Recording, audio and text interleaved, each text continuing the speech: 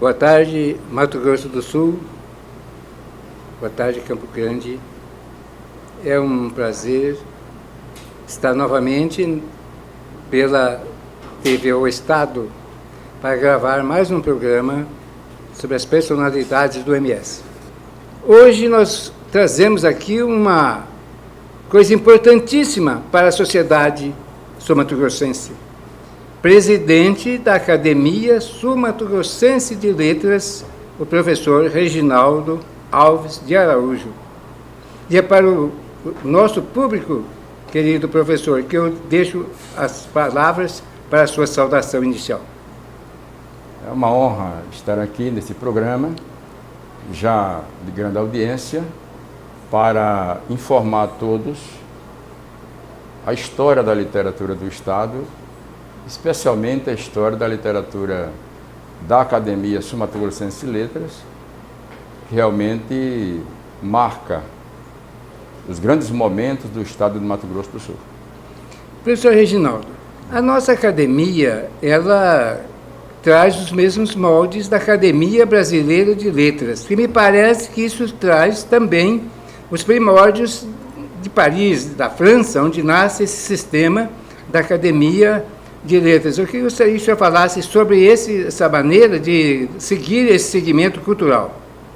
Sim, claro, você falou a França, né, Paris, e a França espelhou-se na Grécia, né, onde lá foi fundada a primeira Academia de Letras e depois então espalhou-se pelo mundo todo.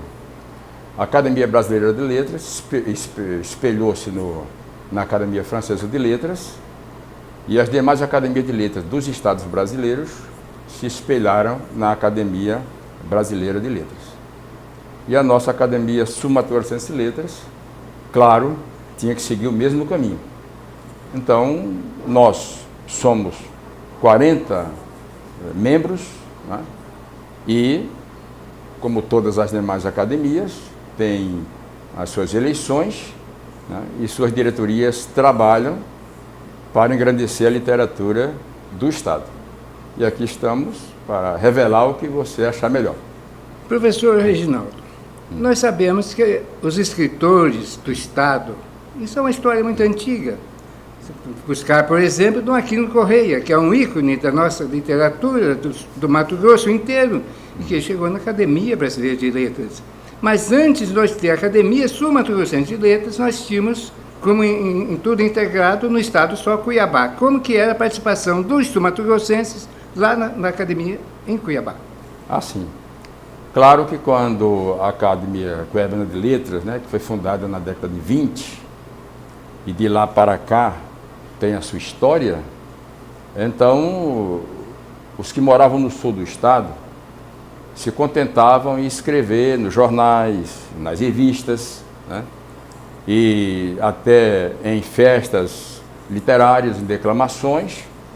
E aqui em Campo Grande tivemos escritores, cronistas, poetas, e eles eram embalados pelos eventos que tinham, como por exemplo o pai do fundador da Academia Sul-Mato-Grossense de Letras, o Arnaldo Serra, que escrevendo suas poesias, ele provocava o público em recitais e declamava para o público, e isso incentivou tanto o filho, que o Ulisses Serra tornou-se um grande cronista de jornais locais. Isso aqui que eu queria entrar textualmente contigo, é da fundação da academia, que me parece que são 4 pessoas, ou 3 ou 4, se você me explicasse, que foram os responsáveis pela criação aqui no nosso estado da entidade que vai resultar então na Academia Sul-Mato-Grossense de Letras. Sim. Foram 3 grandes personalidades, né, que se uniram. Claro, os 3 não se uniram porque havia uma vontade dos 3, mas a vontade de um só. Inspirado nos escritos dos cronistas locais, Ulisses Serras, que era um tabelião, né, e escrevia suas crônicas e eram bem aplaudidos, crônicas aplaudidas, ele então lançou o seu primeiro livro, né, Camalotes e Guavirais, em abril de 1971. E este livro provocou uma reação grandiosa até na capital, Cuiabá. E lastrou-se, né, pelos demais municípios. Então, Ulisses Serra ficou tão empolgado com o lançamento do livro dele, que foi um sucesso, que 3 meses depois, ele então convocou 2 grandes amigos e escritores, que foi o Germano de Barros, coronel do Exército, poeta, e o Germano, ele confeccionava poesias que eram também declamadas, e o grande e brilhante advogado José Couto Vieira Pontes. Convocou os 2 para tomar um cafezinho na fazenda dele, na chácara, né? Chamada Chácara Gisele, alguns quilômetros de Campo Grande. Os 3 foram, e lá, quando menos esperava, tanto o Germano quanto José Couto Vieira Pontes, menos esperavam o que iria acontecer, que seria, no caso, um lanchezinho. Então, Ulisses pega um tamborete, sobe no tamboretinho, abre os braços e diz: está fundada a Academia de Letras e História de Campo Grande, no dia 30 de outubro de 1971. Aí foi fundado, portanto, a primeira Academia de Letras do interior do estado do Mato Grosso do Sul.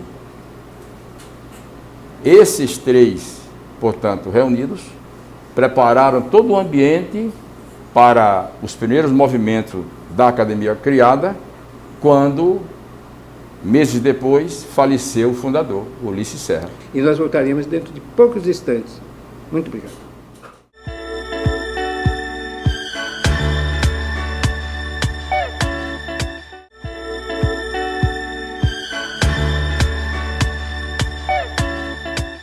Voltamos com o segundo bloco da nossa entrevista, e hoje nós estamos trazendo e conversando aqui uma conversa bastante agradável nesta tarde com o nosso professor, presidente da Academia Sul-Mato-Grossense de Letras, que é o professor Reginaldo Alves de Araújo.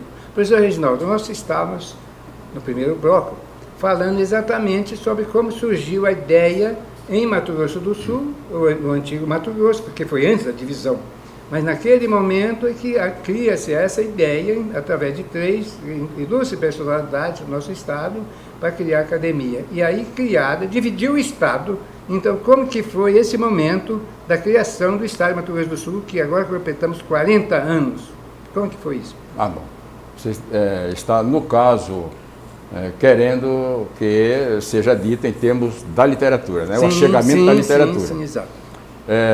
Após o momento da fundação e após a morte do Ulisses Serra, então, um ano depois, em 1972, foi implantada a academia, foi inaugurada a academia, né, já sem o seu fundador. A partir dali, então, surgiram vários escritores, né, que até fizeram nomes, né, e esses escritores conduziram a Academia de Letras e História de Campo Grande, que era, portanto, municipal, conduziram até 1979, quando, no dia 1º de janeiro, foi inaugurado um novo estado. A partir daquele momento, e a pedido do governador, transformou-se a academia, que era municipal, na academia estadual. Neste caso, desapareceu a Academia de Letras e História de Campo Grande e surgiu a Academia Sul-Mato-Grossense de Letras. Sim, aí nesse momento, professor, eu queria lembrar o seguinte: diversos escritores que vão integrar essa academia nova, existiam alguns escritores de Cuiabá, no caso de Hélio Cerejo, apenas como um exemplo, para que o senhor falasse sobre essa formação com os antigos da região e mais os novos que então vão integrar a nova academia. Sim, esses escritores, no início, não foram eleitos, eles foram indicados, eram nomes já de prestígio, né? De cartaz, nomes que circundavam nos jornais, nas revistas, né? E então foram indicados esses nomes grandes,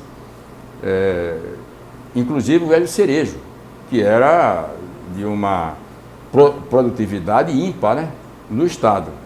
Mas é importante dizer ao público que, além do Hélio Cerejo, que surgiram, J. Barbosa Rodrigues, né? O grande Eliofa Serra, o irmão do fundador, né? Foram surgindo nomes como Hildebrando Campestrini, né?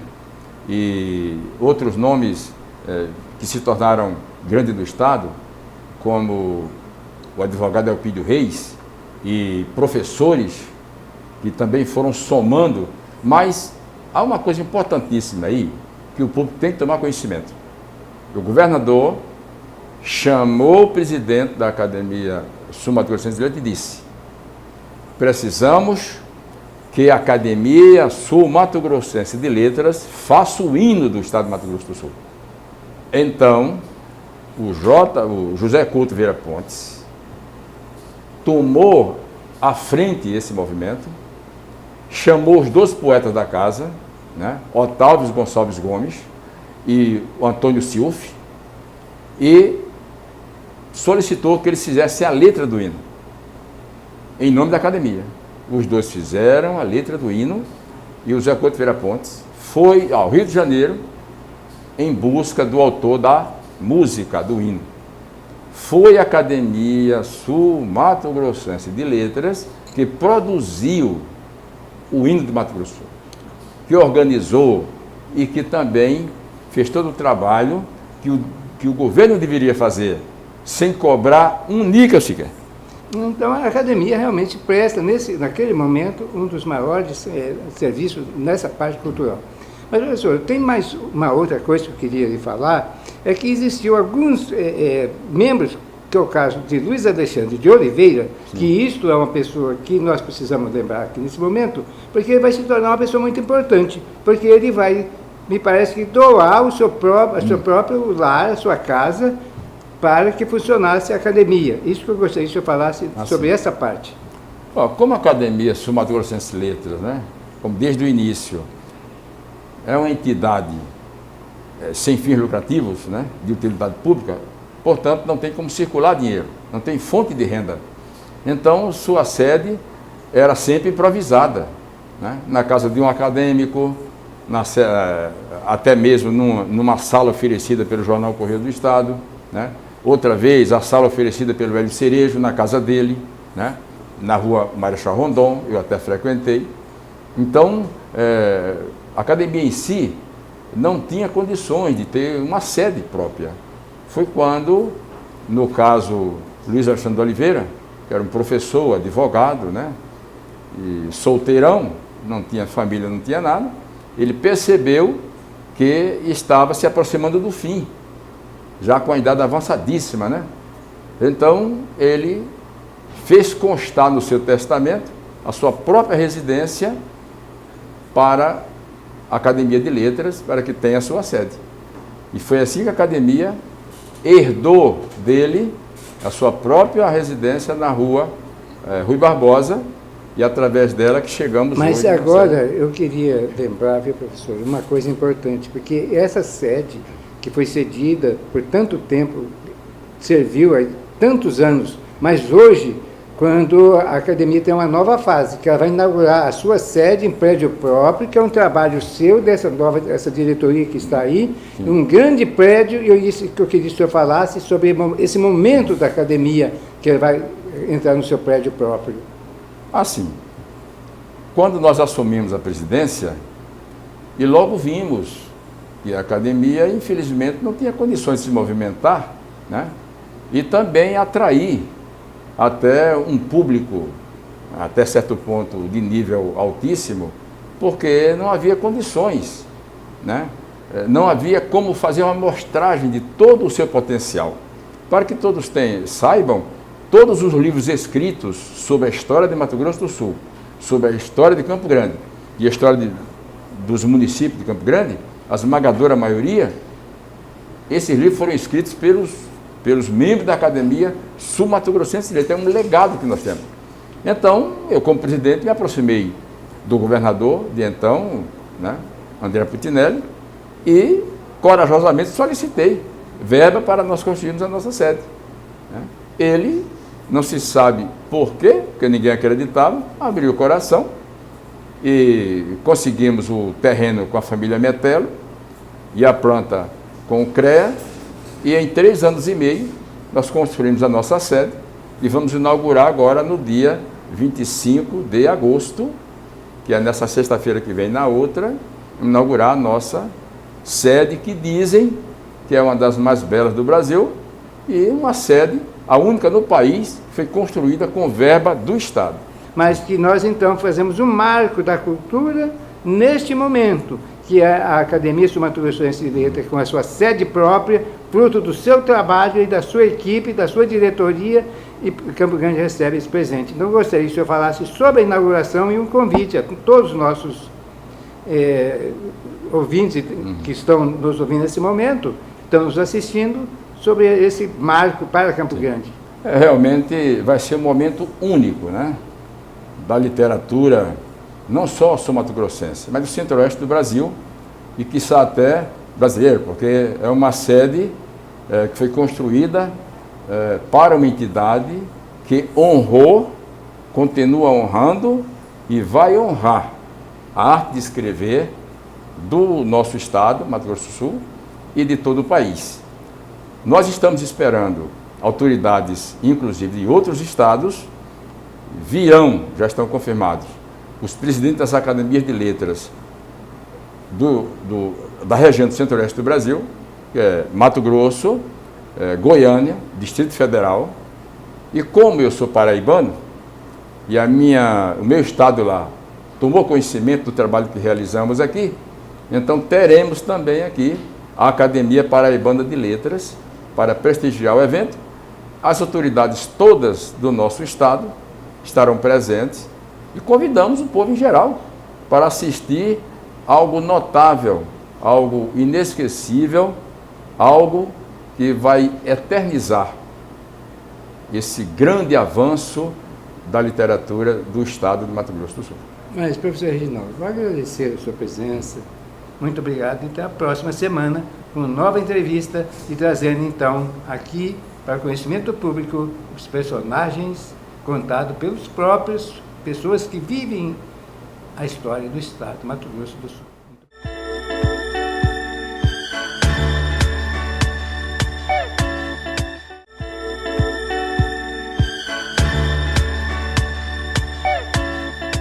Nossos bons amigos de Campo Grande, Mato Grosso do Sul, hoje nós estamos fazendo mais um momento, uma reflexão a respeito de nossa cultura, o mês da nossa parte importante do Estado, que é a nossa história.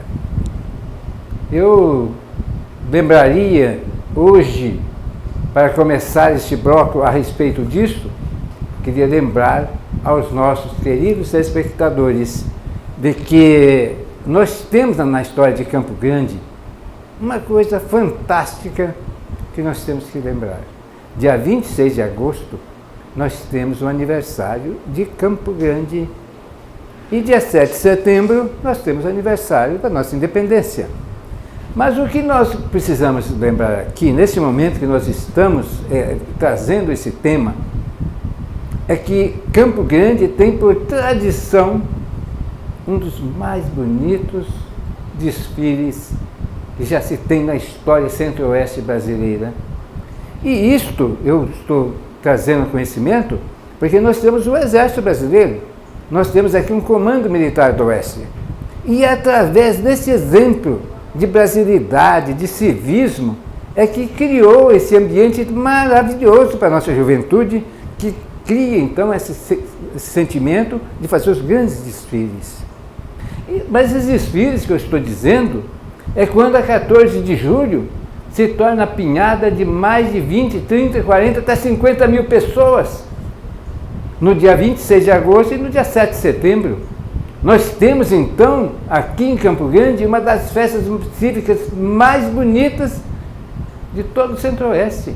Talvez nós vamos encontrar alguma coisa semelhante no 9 de julho, na capital de São Paulo, ou 7 de setembro, na capital federal.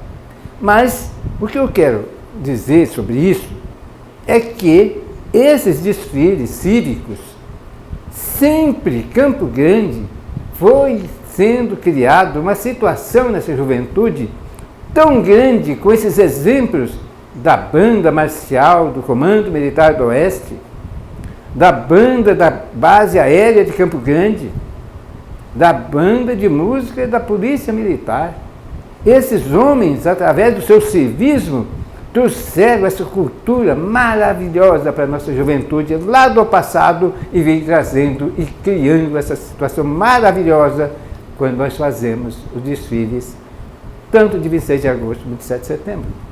Mas o que eu quero aqui dizer é o seguinte: a nossa juventude criou, então, por esses exemplos, a vontade de aprender a tocar qualquer instrumento musical dessas bandas. Então é que surgiu a banda Dom Bosco, que foi uma das bandas maravilhosas que nós tivemos aqui, depois da Escola Líder.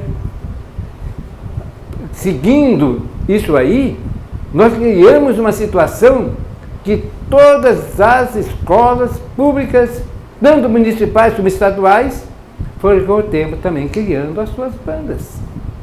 Era uma beleza, porque antigamente ia fanfarra. Fanfarra é uma coisa, banda é outra. Mas os seus estudantes já começam, então, a fazer os seus desfiles e todas as escolas fazendo bandas de música assim. Mas o que aconteceu, e agora eu queria aqui relatar, é o seguinte: nós estamos, com o tempo, escasseando as nossas bandas. Mesmo que a nossa Guarda Mirim traz hoje aqui em Campo Grande uma banda. Nós temos uma banda, por exemplo, que vem ali da Escola Militar, mas as grandes bandas e as grandes escolas nossas, nós estamos perdendo. Uma pena. Eu digo isso com sentimento de pai também, de professor que fui lá na minha juventude, de verificando que nós estamos perdendo essa referência. E quero dizer também que Campo Grande é uma região, uma cidade abençoada nessa área cultural, porque se a banda ensinava também a tocar os seus instrumentos musicais, surgiu também daí uma juventude que hoje são todos adultos, de centenas de milhares de pessoas que cantam e tocam em todos os bairros de Campo Grande. É essa história tão bonita que Campo Grande leva para o mundo, mas nasceu realmente dos exemplos lá de trás e sempre criado nessa ideia do civismo, do patriotismo, do amor à pátria, mas também com os exemplos daquelas que já foram, e tantos que foram maestros em Campo Grande, que ajudaram tantos, como Ulisses Conceição, que hoje tem o nome dele na banda da prefeitura, a banda municipal. Mas então eu quero registrar aqui, neste momento, um respeito muito grande a todas essas pessoas e dizer a essa juventude, a esses jovens, vamos seguir, continuar com esses ideais. Campo Grande, Mato Grosso do Sul, nós todos agradecemos e batemos palmas nesse aniversário de Campo Grande a todos vocês que ajudam a todas essas escolas com esses grandes exemplos. Muito obrigado.